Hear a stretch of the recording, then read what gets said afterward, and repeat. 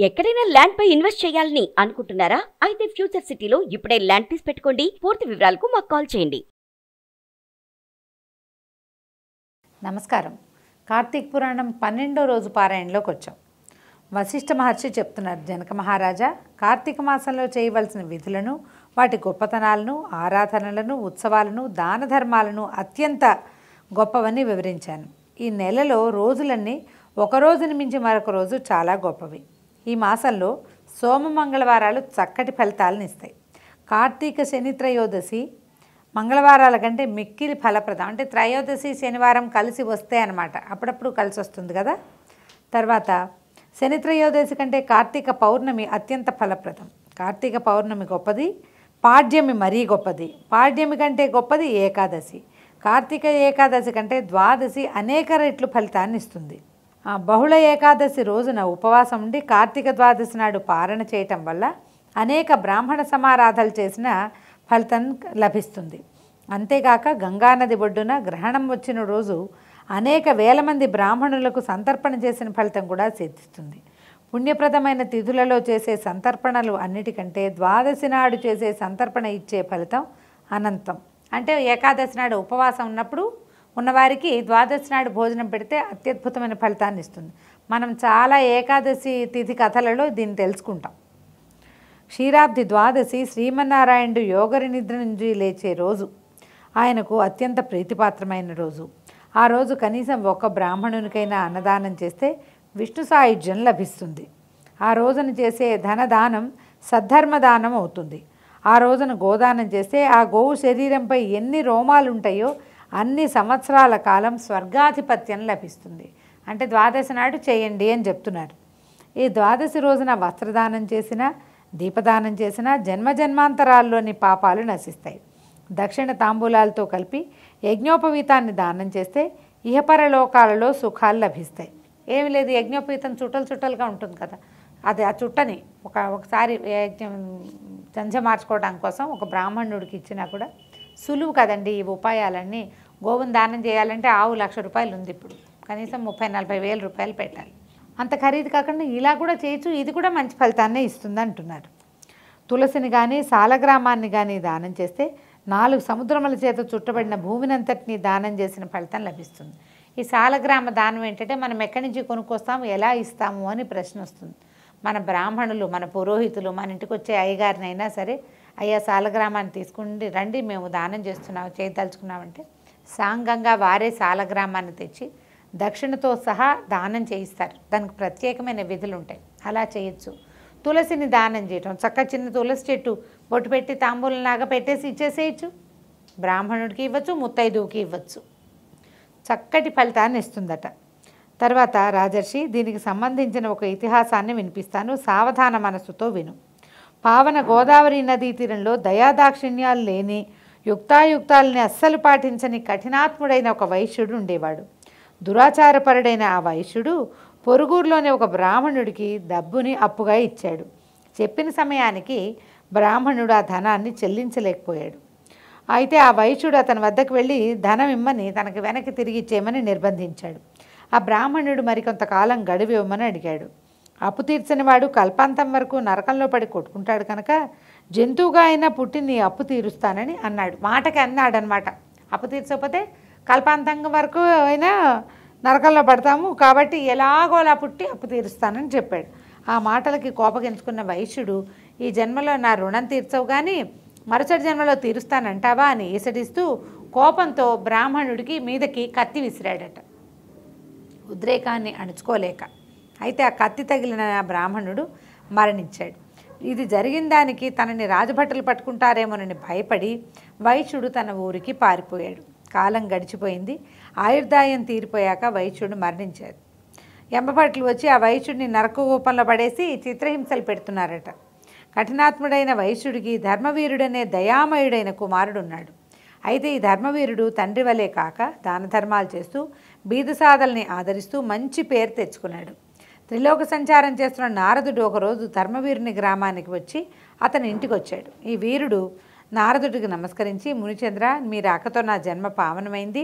నేను చేసే సత్కారాన్ని స్వీకరించి నన్ను అనుగ్రహించమని ప్రార్థించాడు. నారదుడు ఏమన్నాడంటే ఆ వైశ్యపుత్రుడితో, ఓ ధర్మవీర, నువ్వు పేరుకు తగిన పేరు ప్రతిష్టలు సంపాదించావని, పరమ దయానిధివని విన్నాను. నీకు ఒక హితవు చెప్పాలని ఇంత దూరం వచ్చాను. ఇది నీ తండ్రి నరకంలో యమయాతల్ని అనుభవిస్తున్నాడు. అతనికి ఉత్తమగతులు కలిగించవలసిన పుత్రుడవు నువ్వే కదా అన్నాడు. ఆ మాట వినంగానే ధర్మవీరుడికి రకరకాల సందేహాలు వచ్చాయి. అయితే ఏమడిగాడు?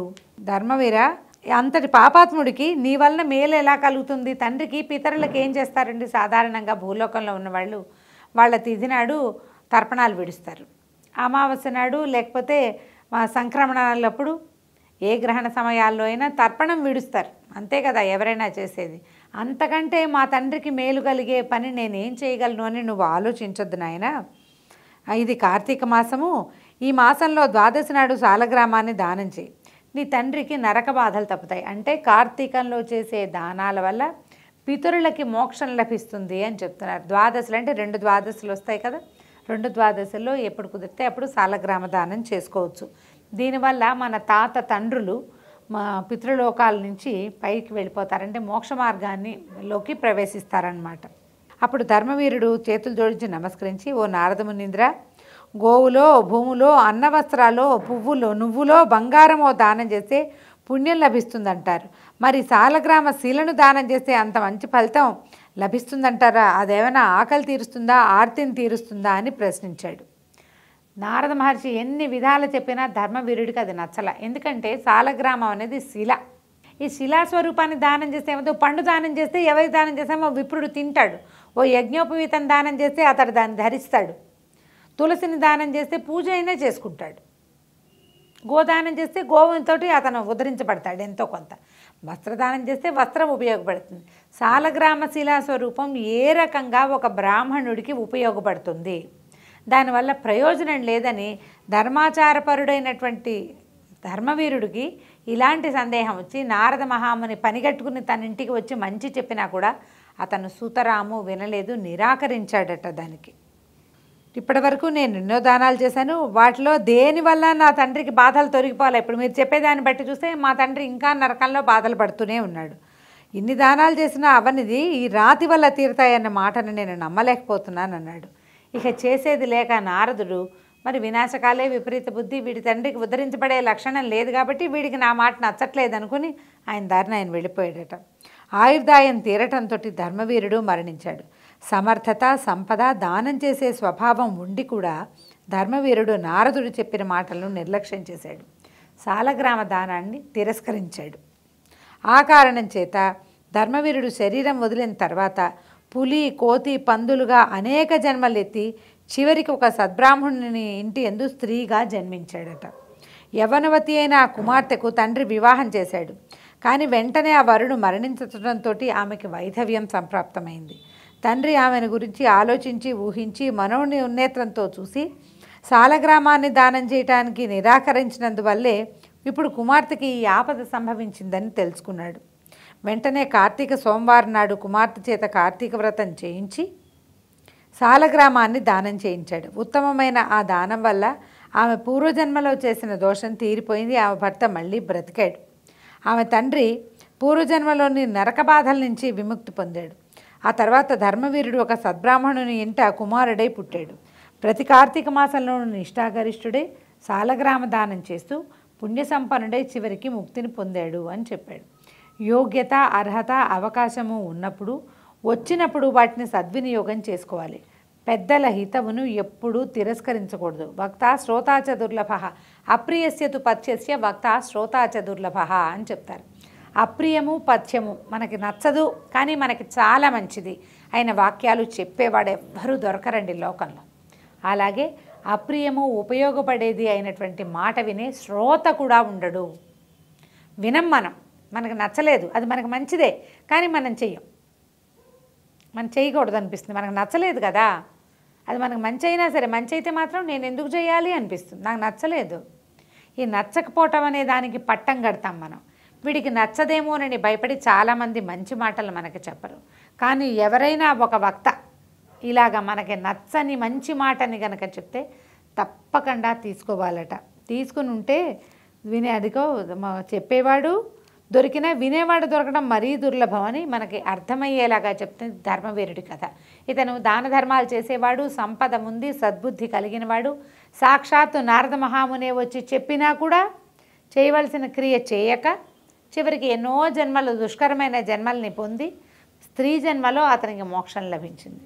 కాబట్టి ఇలాంటి కథలను మనం విన్నప్పుడు కొంచెం ఆలోచించుకోవాలండి, జ్ఞాపకం పెట్టుకోవాలి కూడా.